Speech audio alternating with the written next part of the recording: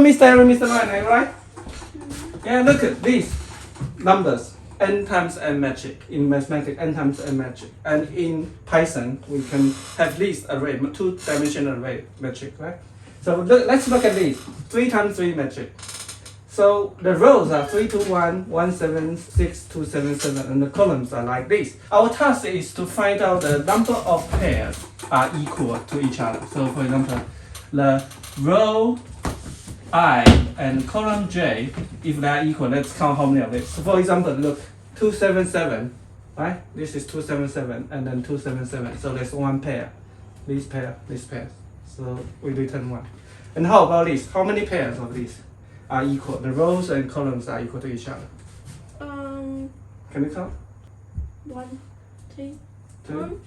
Which one? Which one? The 2, 4, 2, 2. 2, 4, 2, 2. And then here we have 2, 4, 2, 2 twice, right?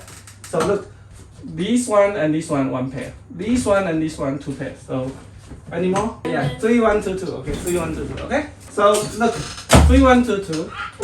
2, 4, 2, 2. 2, 4, 2, 2 twice. Right? 2, 4, 2, 2 twice. Without the coding, just tell me how would you solve it. I mean, this is very straightforward. How would you count it? Brute forcing.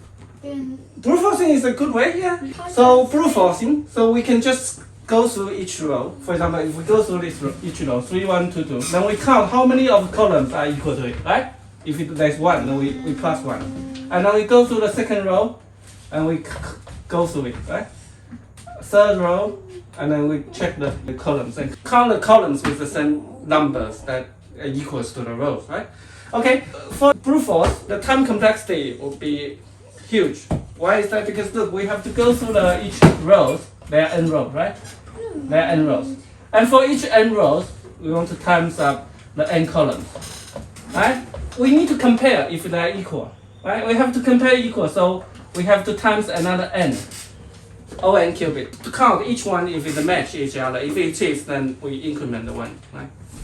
One better way would be to use the dictionary counter, right? We can treat these as as a thing that we count how many of these. Alright? So for example, this one, 3, 1, 1, 2, 2. 3, 1, 2, 2. We use the tuple, okay? 3, 1, 2, 2, they are 1 times, right? 1, 4, 4, 4. 1 times. And then 2, 4, 2, 2. Once. Let's count the columns first, okay? Columns. And then 2, 5, 2, 2. 1 times. And then this is columns. And then we have the rows here. Rows. Again, 3. Okay. Rows 3, 1, 2, 2. 1. 1, 4, 4, 5. 1. Right?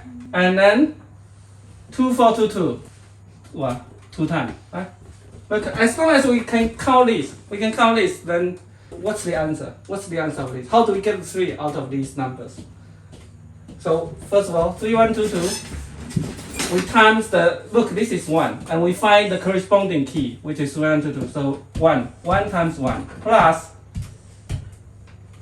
1, 4, 4, 4. Here, nothing, right? So 1 times 0 is 0. 2, 4, 2, 2. Here is 2, right? So it's 1 times 2. 2, 5, 2, 2.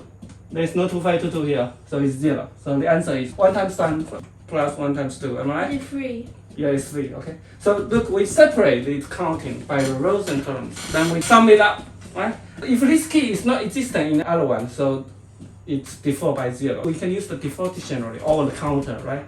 Use the counter. The keys here. What's this? What's this? Remember, we talked about that thing. What's this? What does this mean in Python? Tuple. Tuple. So look, we use the tuple to represent the rows or columns, right? And then we can use the tuple as a keys to the dictionary, default dictionary or the counter. Because these tuple are immutable, we can use it as a key, right? We can hash it. We talk about hashing function. But if it's a list, it's mutable. We can't do it, right? So we have to make it immutable. Look, define f metric. So the rows equals counter. We can use the default dictionary. Now we go to, if we go to the default dictionary, okay? Default dictionary at the beginning integer. Default dictionary as opposed to dictionary. Default dictionary gives the default value when the key is not existent in the dictionary. Integer, the default value for integer is 0. Okay, so we can go through this. For R in M, then R tuple, okay, tuple R plus equal 1. Okay, so these three things actually can be converted to R equals counter. Okay, we talk about counter. Tuple R for R in M. Okay, this is the same thing. We can duplicate this to change it to C. But for R in M is this, right? But we want to get the columns, right? This is another important thing here, right? For R in M, then you give us the rows one by one, right? Look, and how about if we want to get the columns? Any idea? Look, Eric, Ryan, you mentioned something. Look, we want to get the columns, the rows here, this way, the columns, yeah? You mentioned the zip function. Okay, so why can we use the zip function to get these columns? Look, the zip function. What's the zip function? What's the zip? Zip 1, 2, 3, 4, 5, 6. If we zip this, what do we get? What do we get? Remember here 1, 2, 3, 4, 5, 6. If we zip it, what do we get? What do we get? 4, 3, 5, 3. Yeah, okay, exactly. Look, 1, 4. It's a tuple, okay? 1, 4, 2, 5, 3, 6. Okay. So this is zip. If we want to find the columns this way, so this is a two-dimensional array, right? So it's a 3, 2, 1, 1, 7, 6, 2, 7, 7. So it's a two-dimensional array. And then if we use this star M means that star, I want to remove the external bracket, right? And then if I use the zip function, then we get that 312, 277, 167.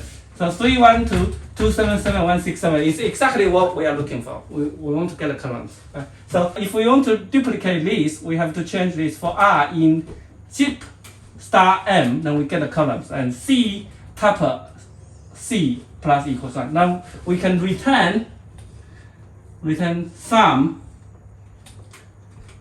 R x times Cx for x in R or for x in C, it doesn't matter, right? So the point is that we want to multiply the values of the same keys in both rows and columns. The keys has to be in the rows, right? In the rows, or we can iterate over the columns. It's the same. The time complexity. Okay, let's analyze the time complexity. The time complexity, we go through the rows, we go through the columns, right? This is the most dominating part. So there are n rows and columns, and for each one, we need to do this hashing function. Okay, let's assume this is n, right? This is O1 constant, okay? Right? So the time complexity is On plus On, plus we want to sum it up, right? Sum it up with another On, right? If each rows are different and each columns are different, then we need to go through each of them. So the time complexity is On. It's so much better than the previous one, On cubed. But this one, tuple R, probably it has to go through each element to make a tuple. So if this is On, then the time complexity is On squared. It's still better than the previous one, On cubed. Okay, the lower the better. Am I right? Yeah. The lower the better. Right. We want to look for the solution which gives the optimum time and space. The computer is very fast, but if you ask him to do the job in a very, stupid way, it's going to take time, right? So the important takeaways today, first of all, is the zip function. Yeah, zip function, and if we want to get the columns, we need to zip star n, right? Zip function. We talk about the zip longest as well. If the two things, look, one is longer, the other one is shorter. The zip function, the shorter one, according to the shorter length, look, 7, right? Zip 1, 2, 3, 4, 5, 6, 7.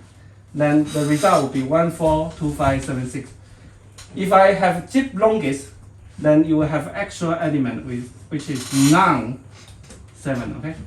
Yeah, make sense? Okay? And the other takeaway is that we use the tuple as the keys to count the rows and the columns, and then we sum it up, by multiplying together as a sum. Okay, so what have you done? About this, What's the problem? there's this map. Matrix? Right? Yeah. And we're Trying to count what? The number of pairs of equal Numbers. rows and columns. So we can do, as you mentioned earlier, we can brute force the time complexity of n qubit. But if we use a counter hash map, right, to count it, then we can make it faster. Am I right? Okay. Okay, that's it for today. Bye bye. Bye. Bye bye.